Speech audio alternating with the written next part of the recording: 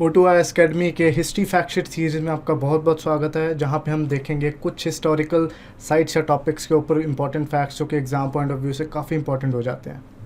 तो straight away हम start करते हैं। न्यूलिथिक सीरीज़ में आज जिस साइट के बारे में पढ़ेंगे डैट इज़ कोल्डीवा, जो कि बहुत इंपॉर्टेंट साइट है, जहाँ से काफ़ी क्वेश्चंस देखे गए हैं और इवन फ्यूचर में भी, चाहे आप स्टेट सिविल सर्विसेज एग्ज़ाम्स की बात करें या फिर यूपीएससी, वहाँ पे क्वेश्चंस देखे जा सकते हैं।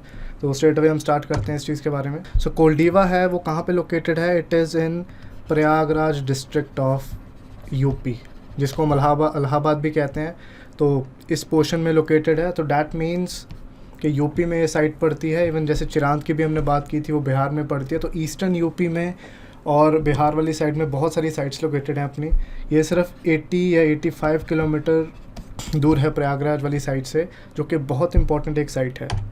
कोल्डीवा की अगर हम बात करें, ये सिर्फ एक इकलौती साइट नहीं है जो इस एरिया में पाई जाती है। ये बेसिकली बेलान वैली कल्चर, जो कि बेलान इस एरिया के पास एक रिवर है, उसके आसपास काफ़ी सारी साइट्स पाई गई हैं, उसका एक पार्ट है। बेलान वैली कल्चर में नियोलिथिक और मीज़ोलिथिक साइट्स पाई गई हैं। पूरा क्लस्टर पाया गया है, एक एरिया जहाँ पे काफ़ी सारी साइट्स हैं। फॉर एग्जांपल यहाँ पे कोल्डीवा हो गया, बेलान खुद हो गया, चौपानी मांडो हो गया, इनके बारे में हम आगे डिस्कस करेंगे। महागारा हो गया। पूरे क्लस्टर में से एक इम्पॉर्टेंट साइट है जिसको आज हम देखने वाले हैं। इसको एक्सकवेट किया है जी.आर. शर्मा जी ने, जो कि बहुत इंपॉर्टेंट आर्कियोलॉजिस्ट हैं, जिन्होंने पूरे एरिया को ही एक्सकवेट करा है। डैट इज़ बेलान वैली कल्चर, जिसमें से एक साइट का नाम है कोल्डीवा। सबसे इम्पॉर्टेंट जो इसके बारे में एक फैक्ट होगा वो ये होगा कि इंडिया में सबसे पुरानी साइट्स में से एक हैं। जैसे कि मेहरगढ़ की हमने बात की थी कि 7000 BC के अराउंड सेटल हुई थी, ये भी उसी टाइम के अराउंड हो रही है। हालांकि उसके बाद इवन दो जो मेहरगढ़ में जो लेवल ऑफ डेवलपमेंट था वो इनसे थोड़ा ज़्यादा था, प्रॉपर एक विलेज सोसाइटी वहाँ पे आ चुकी थी। यहाँ पे थोड़ा सा लेस डेवलपमेंट है, हम कंपैरेटिवली कह सकते हैं। उतना लेवल ऑफ डेवलपमेंट नहीं है जितना मेहरगढ़ में था, लेकिन उसके बावजूद भी काफ़ी इंपॉर्टेंट है, न्यूलिथिक साइट हो जाती है। और सबसे इम्पॉर्टेंट फैक्ट्स में से एक है कि यहाँ पे जो अभी तक माना जाता है कि अर्लीस्ट एविडेंस ऑफ राइस मिलता है पूरे इंडियन सब कॉन्टिनेंट में।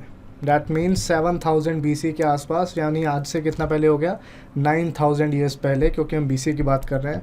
तो पूरे इंडियन सब कॉन्टिनेंट में पहला एविडेंस ऑफ राइस जो मिलता है वो यहाँ पे मिलता है। हालांकि कुछ हिस्टोरियंस इसको कंटेस्ट भी करते हैं, क्योंकि यहाँ पे जो भी ग्रेन्स मिले हैं वो चार्ड फॉर्म में मिले हैं। डैट मीन्स जले हुए ग्रेन्स, या फिर ग्रेन्स के कुछ इंप्रेशन क्ले या फिर किसी मड की पॉटरी कह लो, या फिर कोई भी टुकड़ा कह लो किसी चीज़ का, उस पर पड़े मिलते हैं। तो उसके ऊपर कुछ सवाल भी उठाए गए हैं, बट माना यही जाता है कि सबसे पहला जो एविडेंस है राइस का वो यहीं से आता है पूरे इंडियन सब कॉन्टिनेंट में। सब कॉन्टिनेंट में हम ना ही सिर्फ इंडिया इंक्लूड करते हैं, नेपाल, बांग्लादेश, कुछ parts of Afghanistan, even Pakistan भी इंक्लूड कर लेते हैं। और ये ना ही सिर्फ नियोलिथिक साइट्स ही, ये आगे कंटिन्यू होती रही साइट। इसका जो सेटलमेंट है चालकोलिथिक भी यहाँ पे हमें मिलता है, और इवन आयरन एज वाली साइट भी यहाँ पे मिलती है। सो डैट मीन कि 7000 BC के आसपास इसका बसना स्टार्ट हुआ, और काफ़ी हज़ारों साल तक ये जो साइट है वहाँ पे लोग बसते रहे हैं।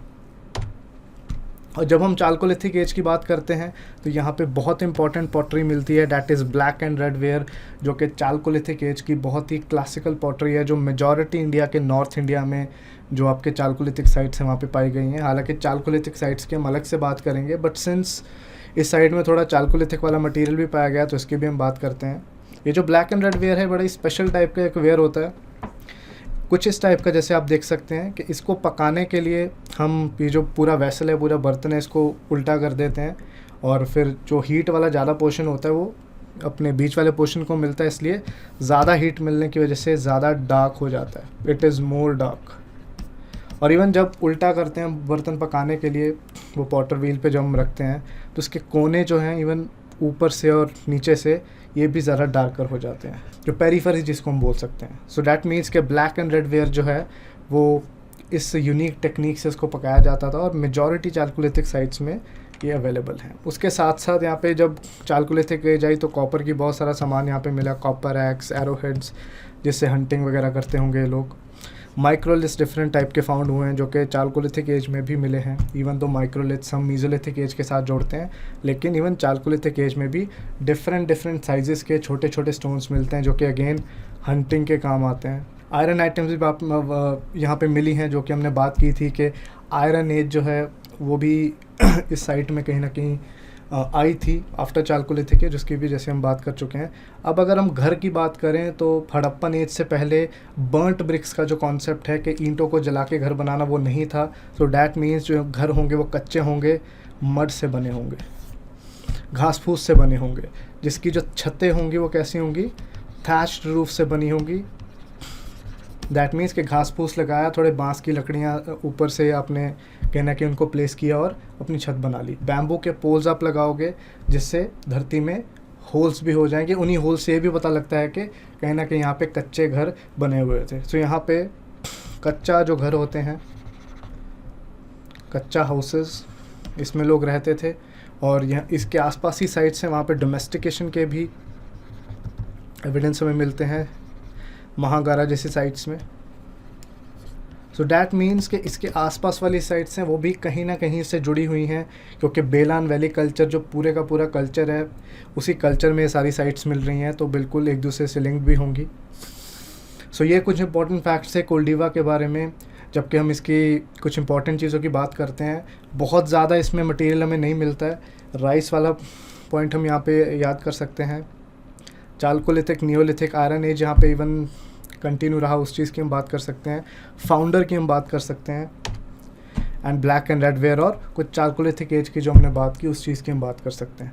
अदरवाइज़ दो बहुत इंपॉर्टेंट साइड हैं, बट मेहरगढ़ जितने जो फैक्ट्स हैं वो यहाँ पे हमें नहीं मिलते हैं। सो अगले वीडियो में हम फिर से एक नियोलिथिक साइट के साथ हाजिर होंगे, इसी सीरीज़ को कंटिन्यू रखते हुए। तब तक आई होप कि आप इसको रिवाइज़ भी कर रहे होंगे अच्छे से, आप रिटन प्रैक्टिस भी कर रहे होंगे, क्वेश्चन भी प्रैक्टिस कर रहे होंगे। सो तब तक जय हिंद, और हम फिर से हाजिर होंगे नए नियोलिथिक एक साइट की वीडियो के साथ। Thank you.